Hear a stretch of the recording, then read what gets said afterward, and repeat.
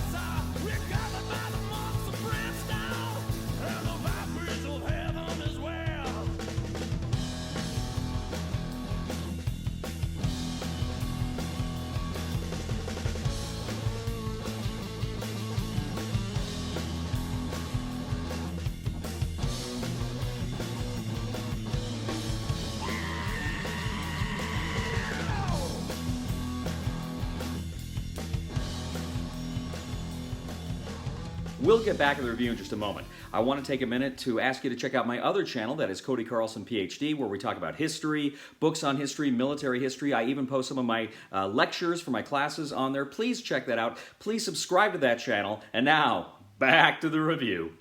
In the Plum Island Horror from GMT Games, 1 to 4 players take on the roles of various factions on the island as they attempt to scrounge for supplies, kill the horrors, and evacuate enough civilians to safety. Each player is going to get their own faction card. Now, these faction cards represent things like an athletic club, the National Guard, the Constabulary, etc., etc. There's all sorts of different factions, and each of these factions has about 5 characters then that will start on the board in different locations. You'll also have the ability to build a sort of bunker on the board as well. You're also going to place some various non-playable characters, NPCs, on the board as well. You'll be placing some various equipment. You'll be placing damage tokens in different places around the board. And, of course, you will be placing some horrors at the top of the board. Now, every round, excluding night rounds, which I'll cover later, you're going to start with the activity phase. Essentially, you have a bag that has different tokens in it. Now, these tokens represent either the factions themselves that will activate, the event deck which will trigger, or the horrors themselves.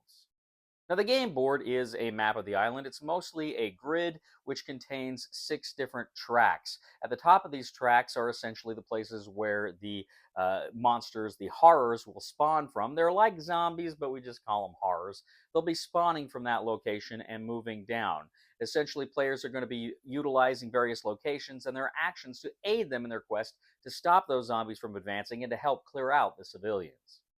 And there's always going to be 8 tokens in the activation bag, 1 for each of the factions, or if there's less than 4 players, you're going to go ahead and put in kind of question marks, meaning players can agree when those are drawn which faction will get to activate a second time.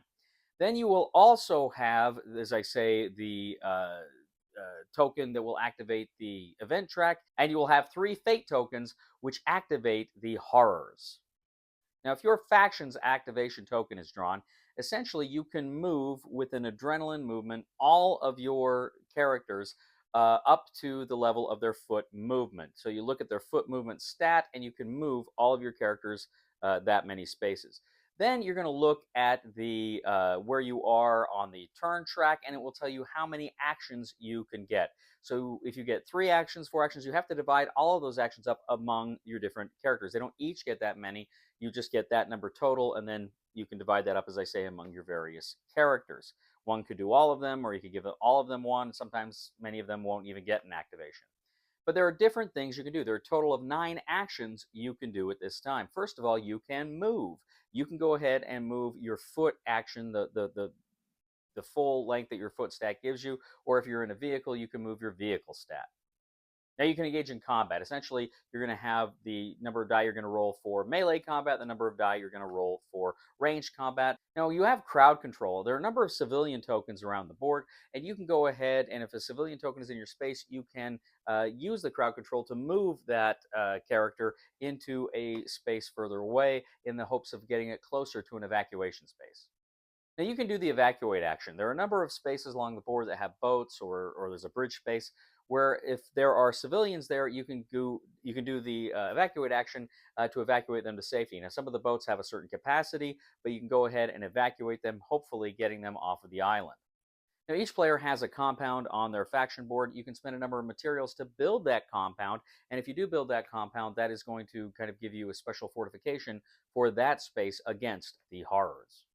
You can take a repair action. Essentially, you can have a chance, usually rolling die, to determine if you can repair a location. Some locations, some things like bridges need to be repaired before they can be crossed. Certain locations have special actions that you can do, and they have to be repaired in order for you to do them. Now, as I say, you can take a location action. If you take a location action, you can actually do whatever the location says, but as I mentioned, that location must be totally repaired in order for you to do that action. You can heal if you're on a space. You can go ahead and heal some of the wounds from a specific character, and you can also use any kind of special actions you may have with that character. Each action may be selected and performed multiple times, and once your faction is finished, then there's an opportunity going around the board for following players to take a following action. Essentially, a player may declare, I'm going to take a following action. They can go ahead and take their action, but there's a chance here of something bad happening, because if someone takes that following action, then you draw a fate card. Now, if you draw a fate card and you don't have to draw an event card, then the next person can take a following action. But as soon as a following action is taken and a card is drawn that says you must draw an event card, then you go ahead, you resolve that event card, and no more following actions are available. Now, as I say, if you draw the impending doom card, you must resolve an event action, an event card rather. And if you go ahead and draw a fate card, the fickle finger of fate, then you must spawn zombies and you must activate zombies, meaning they're going to start moving down the track. Now, when you do location actions, some of the spaces will allow you to search, meaning you can go through a search deck and try to find items that will help you. But once you do that to the number that is indicated on the space, you exhaust that location.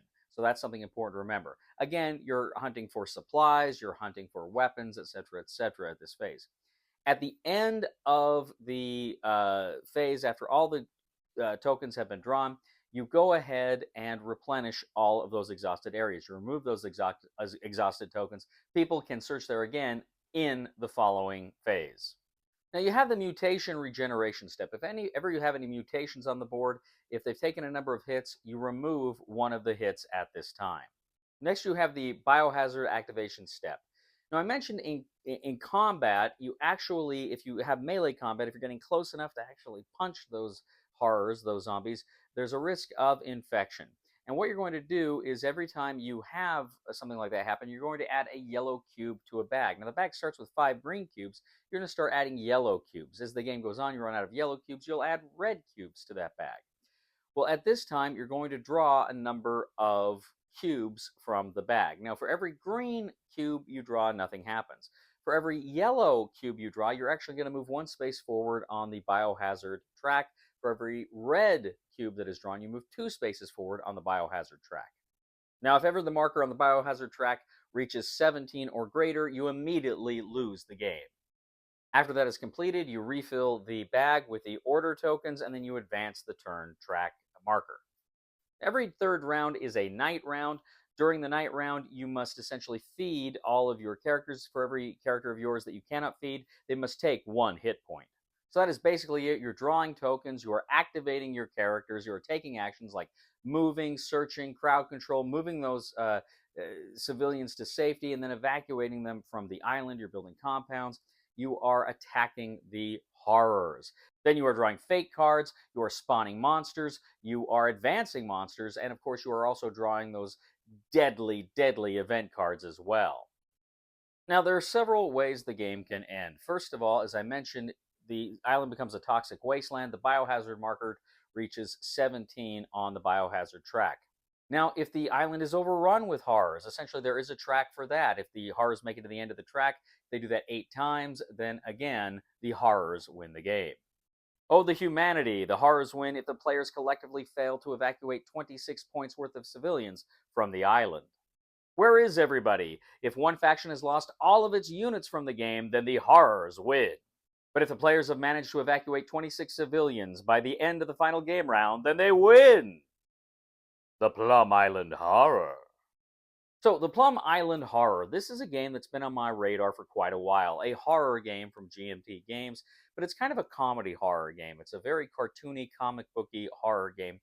And when I first saw this on P500, I don't know, a year or so ago, I thought, oh my gosh, that looks like that could really be a lot of fun. So I've been really looking forward to this one for quite a while. Well, the good people at GMT, they sent me a copy here not too long ago, and I had some friends over, and we played a three-player game. And there was a bit of a learning curve. The book was there was a little bit more to it than I was initially anticipating. It's not bad. It's not like horrible or anything. I think in my mind I was almost thinking it would be maybe just a step up from say something like Horrified, which is the ultimate easy to learn, easy to teach cooperative horror game. There's more to this game. There's quite a bit more to this game, but it's not daunting. It's just you do have to, of course, invest a little time into reading. It's a little heavier than I thought it was going to be. Not a bad thing, just unexpected. So we started playing the game, and as we're playing the game, we did make a few mistakes initially, and we were able to catch them and play through them and play on. Um, the game feels very much like a pandemic kind of game, a game of putting out fires, of trying to get this done and that done, trying to repair locations that we need to use, trying to hold back zombies from one of the tracks, trying to get civilians out or around certain horrors before they move forward.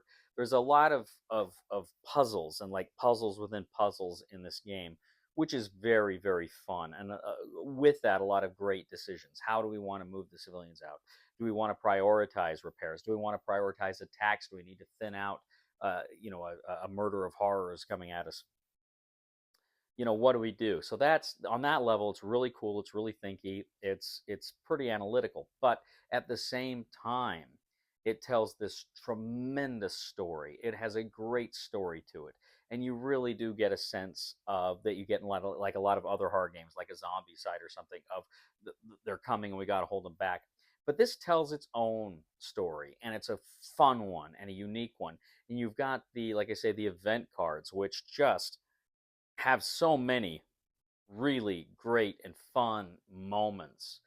There was a moment, for instance, I think it was Ray drew something where I think it was during a search, and he draws something and it says, you uh, look up and he sees a plane crash and it lands at the airport, crashes at the airport, and suddenly we got a ton more horrors at the airport. But they're always telling these little stories, and then when you get those other monsters, the mutants to spawn and stuff, it's just very well done. It's a very scary and fun system that I really, really enjoyed tremendously. I recently did my top 30 games of 2023. This was my number 11. I really, really enjoyed this one quite a bit. Ray, it was his number one. This was his favorite game of 2023. I can see why. I can totally see why. This is kind of an unexpected game from GMT, which usually makes these heavier war games. In this game, it's funny because this is this horror game, but it's almost kind of like a horror game via a war game, right? It feels like it's got kind of war game aspects to it that factor into it and are very much present, and I like that. You kind of got the stats for the characters, move, melee combat, the hit points, and the way they're printed on there, it looks like a war game. But it's really good. It's really fun. I like the puzzle it presents. I like the choices that you get here, and I freaking love the stories this game tells. Plum Island Horror is a game, like I say, I was looking forward to. I had high hopes for. It exceeded them. It is an incredibly fun game. It's a Herman Lutman design. Knocked it out of the park here. Tremendous fun.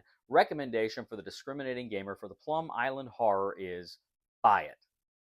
Thank you, ladies and gentlemen, for joining us today on The Discriminating Gamer. As always, we ask you to please leave a comment for us on YouTube, on Board Game Geek, on our Facebook page, or on thediscriminatinggamer.com. We'd ask you to please like us on Facebook, subscribe to us on YouTube, and follow us on Twitter.